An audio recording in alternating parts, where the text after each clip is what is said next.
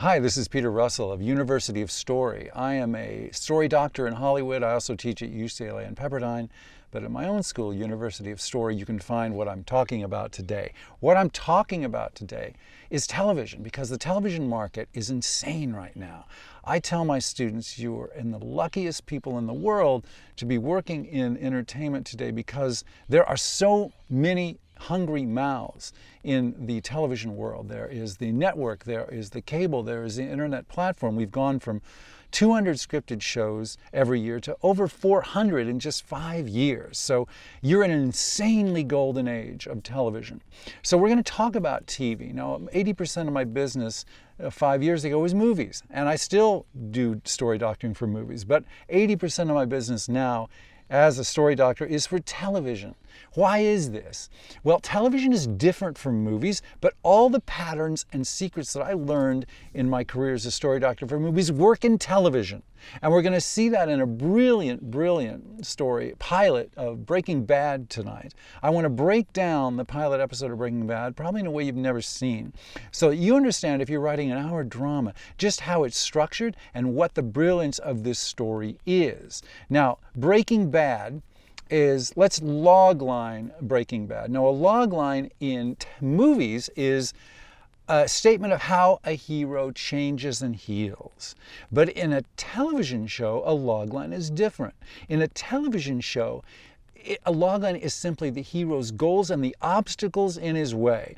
What's the difference between these two? It's really critical. In a movie, you're watching because you want to see the hero change.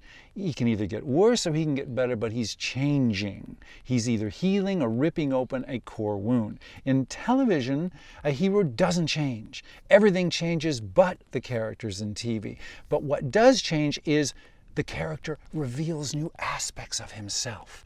And we're going to see in Breaking Bad today that the hero in Breaking Bad's pilot reveals new aspects of himself. I also want to tell you that in a television pilot, it's the only time in television that your hero can change. By the end of this pilot, Walter White has become what he's going to pretty much be for the next 7 years, a drug-dealing murderer.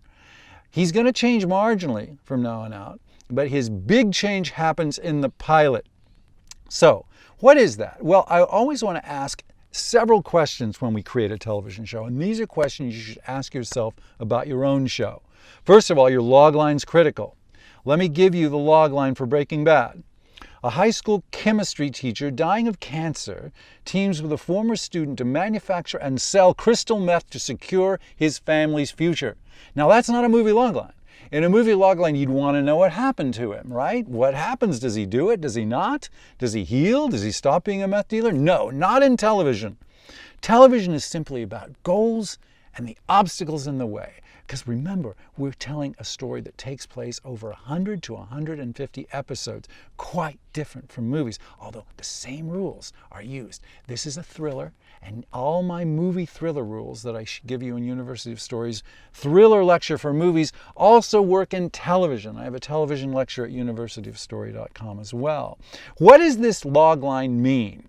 Well, when you're creating a television show, actually, the creator of this television show, who's brilliant, Vince Gilligan, was actually, he says, sitting around unemployed when he thought of this idea. He was talking to his collaborator and he said, you know what, we're broke, we need money, maybe we should sell drugs. And from that kernel of an idea, they started breaking this logline. Now, there's 8 questions I love to ask in television. One is, what's the world of your show? The world of this show is Albuquerque, New Mexico. Now, how the hell is that interesting? I'll tell you why. Because it's literally Albuquerque. They shot it there. And if you know Hollywood, you know that when they make a middle-class world, they usually put it up on a set in Riverside, and it's carpentered, and it looks like every other set you've ever seen. But if you actually shoot in the place you are telling about, you have a huge advantage. The French call it cinema verite. We just call it, hey, we got the budget to go on location. But it's the same thing, because it's real. You really see the real middle-class world of Albuquerque, and it's cool because it's so not cool, yes? What's the premise here? Well, what is a premise in television? It's a guy who's going to be selling drugs, a a meek, mild-mannered guy who's suddenly going to become a drug dealer. That's a cool premise. What's the setting, Albuquerque? What's the theme? Well, I'll tell you, a theme in television is really important. It's not like in high school English where your teacher asks you, what's the theme of Julius Caesar? And you throw a spitball at her. The theme here is power corrupts. And absolute power corrupts. And my father used to say, never corner a weak man. You will regret it. Walter White is a weak guy given power, and we see what that does to him. It's a great theme. The next thing we ask in television is, what's the hook? Why do we want to come back for 150 episodes? We don't need to do that in a movie, but we do in television. What is the hook here? Well, what do you think? The hook is watching Walter White go from mild-mannered geek to drug-dealing murderer. How far is Walter going to go? That's a great question. We're going to see it every week. The next thing is a genre, which is thriller. We're going to talk about that as we go through this pilot episode. I'm going to break it all down for you. You're going to be using these hidden patterns when you're writing your television show, no matter what genre it is. There's 25 television genres. They all have their own patterns. If you don't know them, you're going to get lost. The next thing is the character, situation, or questions that's going to keep us watching for 7 years. What is the question here? Well, it's an unresolvable conflict or dilemma. Now, what do I mean by that? You don't need it in movies. You have to have it in TV. What's an unresolvable dilemma? It is a question that will never be satisfactorily answered. Okay? In Walter's case, it's this. Walter wants to save his family.